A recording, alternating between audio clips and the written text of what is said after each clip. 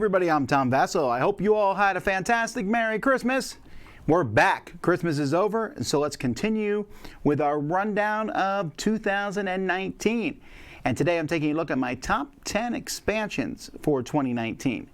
Now, there's a lot of expansions that come out all the time, because why not? If you have a great game, why not add more stuff to that game than getting a whole new game? Of course, that's a whole big argument people have, but I like expansions.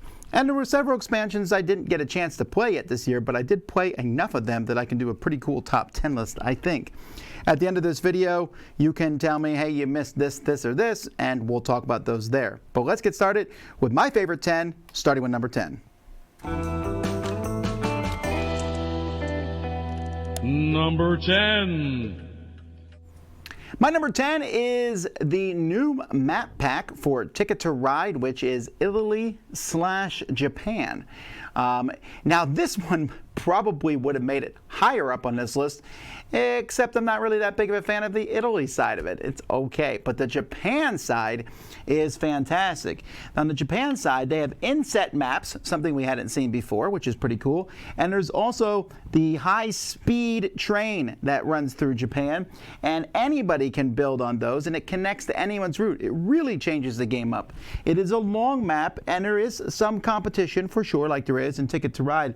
But how you put that high-speed train on the board, and the more you contribute to building that, you get extra points at the end of the game. This is easily one of my favorite maps for Ticket to Ride. And well, the Italy one's not horrible, just not as good as the rest. But the Japan one was so strong, it made it on the list, even though it was only at number 10. Ticket to Ride, Japan, and Italy. Number 9.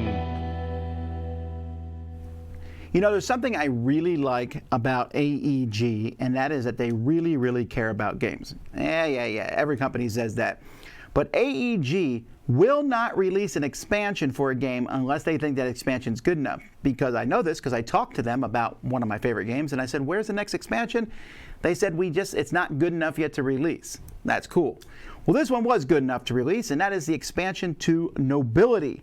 So it's, well, actually the expansion is Nobility. The base game is War Chest. Nobility expansion for War Chest added 4 more units. War Chest is an abstract strategy game for 2 to 4 players in which you have pieces that move in various ways, but you're pulling these chips from a bag, and you have to use whether to move it to make your pieces stronger, etc. And it's a great game. These new 4 pieces, plus the Royal Decree part, which I like a lot, just is a little bit more to the game and kind of just fills out the cracks and corners of this great game. So my number 9, Nobility expansion for War Chest. Number 8. I don't think anyone played my number 8. It's such a good expansion for a game. In fact, this expansion makes the game better for sure. And that is the Western Sea expansion for Dice Settlers. I like Dice Settlers. A lot of people don't talk about it. It's, you know, when it comes to the NSCAN/board and dice games, Teotihuacan gets all the praise. But Dice Settlers is a really entertaining game. What Western Sea does, it adds 5 modules, and some are better than others. But the Western Sea part, where you can go out and explore the sea, just gives you more options. It also gives you extra dice, pink dice, and giant dice. If you find like a treasure, you get this giant dice which has extra stuff on it. I've always liked Dice Settlers. I like the options it provides. I think it's a neat game. But this game added just a few more options. And of the 5 modules in here, I would say I will gladly always play with at least one of them. And I could play with 2 or 3 of them at any given point. Really nice additions to the game. And like I said, I don't think a lot of people have played this one, which is unfortunate because it's a solid expansion for a good game. Dice Settlers, Western Sea. Number 7. My next expansion kind of came and went. I played it and enjoyed it, but I haven't heard anyone talk about it. When the base game is one of the best drafting games there is, and this is Bunny Kingdoms in the Sky. Now, I like Bunny Kingdom. It's a great drafting game from Richard Garfield, the man who made Magic the Gathering. And in this, you're placing bunnies all over the board. What In the Sky does is it adds this extra board that's in the sky. And it adds more rabbits. And it adds castles that have 5 towers, which is amazingly powerful. And a new kind of weird grid that you can go, and you can connect the top to the bottom. And it sounds uber complicated, but it's really not. It's just more stuff, really. and more stuff is great by me. One thing at Bunny Kingdom's in the Sky expansion does is that it makes drafting a little less hairy. And and what I mean by that is, because there's more cards, and you do draft a few more cards in this, which I'm fine with, there's still a better chance that your kingdom, the space you go to, may not be cut off by somebody else. It's still very, very strongly possible, but not as much. And I thought that was a nice addition. Great pieces, very colorful board. Yeah, I think Mario Kart will be driving along this road in just a second, but it's a lot of fun. Bunny Kingdom in the Sky. Number 6. Well, one of the things I loved about Western Legends was the ability to do whatever you want in the game. But you couldn't do whatever you want. But now in the expansion, you pretty much can. And that's Western Legends Ante Up. Now, Western Legends, in the original game, you could rustle cattle. You could go and play poker at the bar. You could have shootouts with people. But what Western Legends Ante Up had is let you go out and find new areas in town and play a new kind of poker, which is really boring and it's not really worth your time. But you can rob trains. Everything else doesn't matter. You can rob trains. You know, because train robbing, that great pastime of Western movies, is now in here. You can try to rob a train. You can ride the train sometimes. There's more cattle. There's just more stuff across the board, and it makes it even more of a sandbox game. Doesn't hurt. There's also more characters and more cards. I like having, again, more stuff. And so this was a very fun expansion add to the base game. Ante Up for Western Legends. Number 5. One of the games that consistently has gone up for me to the point where I very rarely will change a seal of a game, or this game I initially gave a seal of approval to, but now it is a seal of excellence because I love the game that much and just keep playing it, and that's Quacks of Quedlinburg, and this expansion is Herb Witches. Honestly, I'm just happy that this expansion adds more stuff. That's one of my mantras. I like expansions that do that. You don't need to have a new mechanisms. Although this does have a new mechanism where there's a silver, copper, and gold coin, and you can use those to do a special ability once per game. Everyone can do the same special abilities. They'll change from game to game. That works fine. But it adds more cards. Also, 6 pumpkins. Pumpkins with a value of 6. That's pretty cool. And it adds more tokens. Now, I might have put in here, and I thought about it, that the best expansion of the year would be the plastic pieces that Board Game Geek sold for Quacks of Quedlinburg, because they're so amazing that I can almost straight up guarantee you that if you play with them, you will be unable to not play with them in the future. So that's maybe an honorary thing, but they're very expensive, but they're fantastic. But I'll go with the actual published expansion, the Quacks of Quedlinburg Herb Witches. I like the game a lot. Having more of it will always make me happy. Number 4. Boy, games fall off the radar so fast these days. One of my favorite games that came out last year was the dice building game Dice Forge. And now there's an expansion, Rebellion, for Dice Forge. Now what Rebellion does is a pretty nifty thing. It adds 2 modules that are impossible to play at the same time. Why? Because they're on 2 different sides of the board, which I think is perfectly fine. Also, it fits in the box. See how that board's sitting there in the box? It just makes me happy. Now, the one that's showing, both of them are fine, but the one that's showing here is my favorite one. As you roll those dice, there's a bigger rewards die you can roll, which is fantastic, but you can also move down these tracks and get different rewards. And it adds another piece to your main board, and it has more cards. Both of the expansions add more cards that can be mixed in or out of the base game. Fantastic. Dice Forge was a wonderful game. Maybe the biggest gripe I might have is that there wasn't a whole lot of difference between the cards from game to game. With this expansion, now there is. There's at least 3 or 4 cards for every slot now. So the number of permutations of different ways you can play is that much more. It's also really easy to jump in, and you could play with this expansion never having played the base game. I taught it to people who never played the base game, and it went over fine. So my number 4 expansion, Dice Forge Rebellion. Number 3. Hey, we're back at AEG. Now, 2 expansions came out for this game in 2019, but one of them was just a box. And that one's not going to be on my thing because it was a box that added extra players and card sleeves. But the game is Space Base, which if you've never played it is unbelievably amazing. And the expansion is the Emergence of Shy Pluto, which we'll have to give it, that's a name. Okay, remember we went back and there was Imperial Settlers Western Sea? Ooh, what does that even mean? The Emergence of Shy Pluto, what does that mean? Well, guess what, folks that played the game? Still not actually sure. But there's like a little story in this game.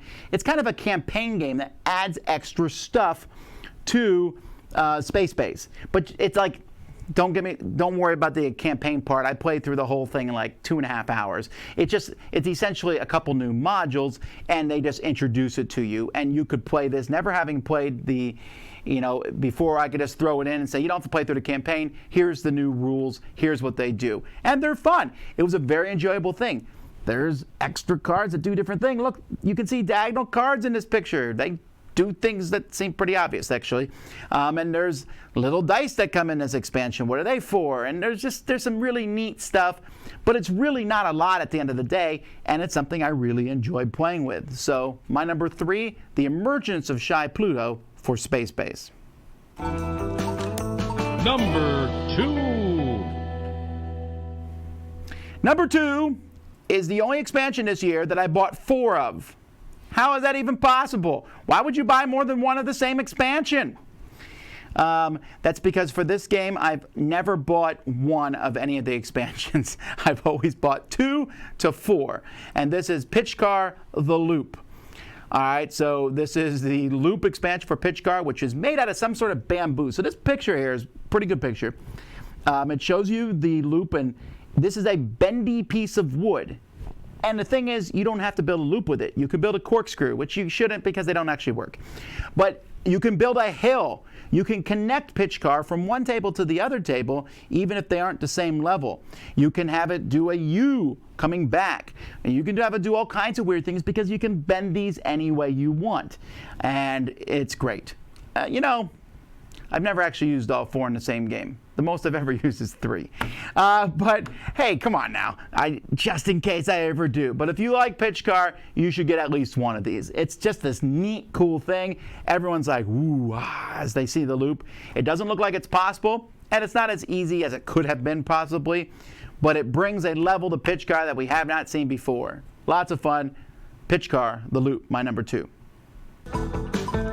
And finally, number 1.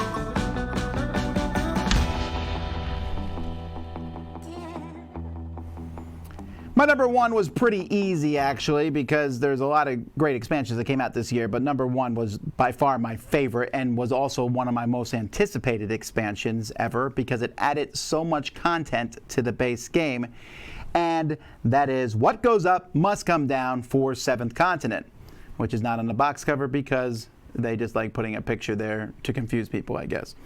But What Goes Up Must Come Down added lots more curses, but very specifically added a hot air balloon, and you can now fly around in the clouds above the 7th continent. You can also go below the 7th continent and go down a river on a raft, which is still one of the most fun things I've ever done in 7th continent. So much fun.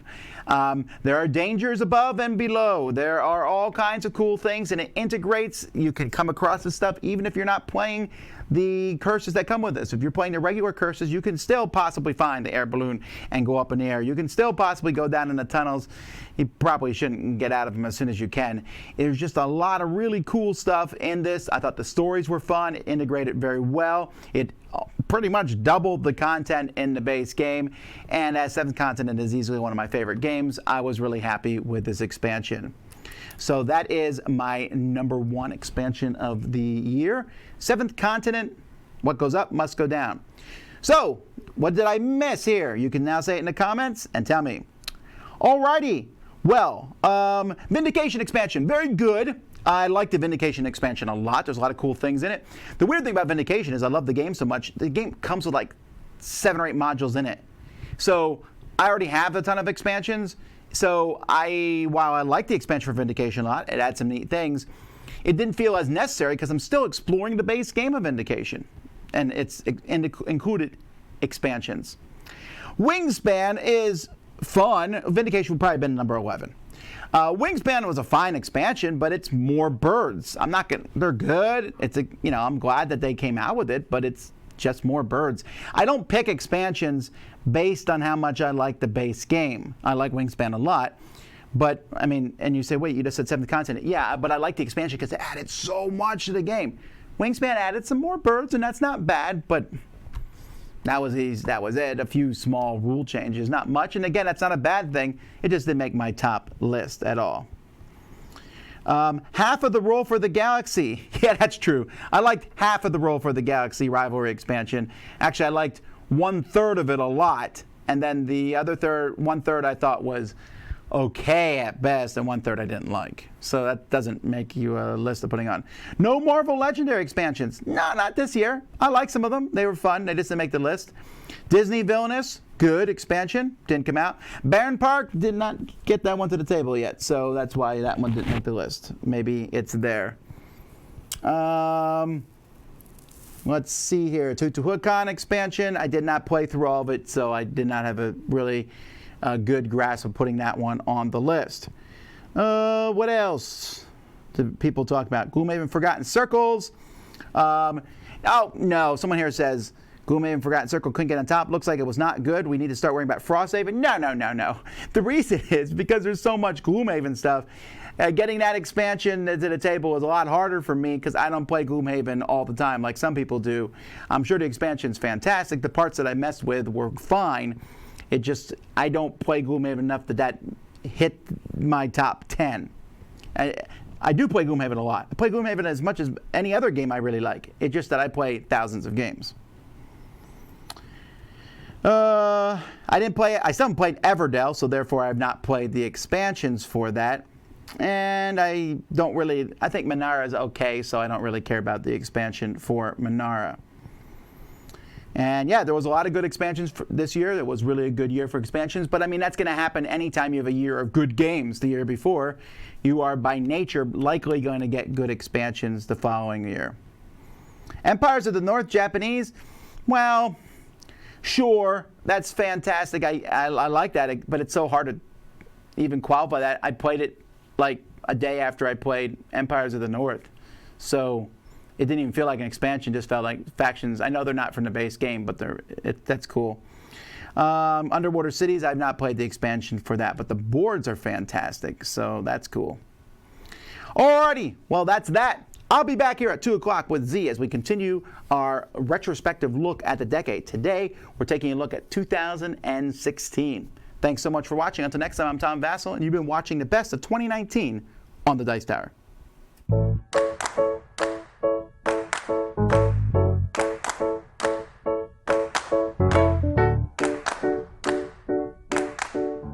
Thanks so much for watching another Dice Tower video. If you enjoy our videos, subscribe to the channel for more fun, comprehensive board game coverage. Also, consider joining us at one of our events. Come to Dice Tower Retreat, a small, intimate gathering where gaming is king. Join us for Dice Tower Cruise, the largest board game cruise. Attend Dice Tower West in Las Vegas for gaming fun on the West Coast, or Dice Tower East in Orlando in sunny Florida. Dice Tower Conventions, the friendliest gaming conventions on Earth. I'm Eric Summerer, and you've been watching The Dice Tower.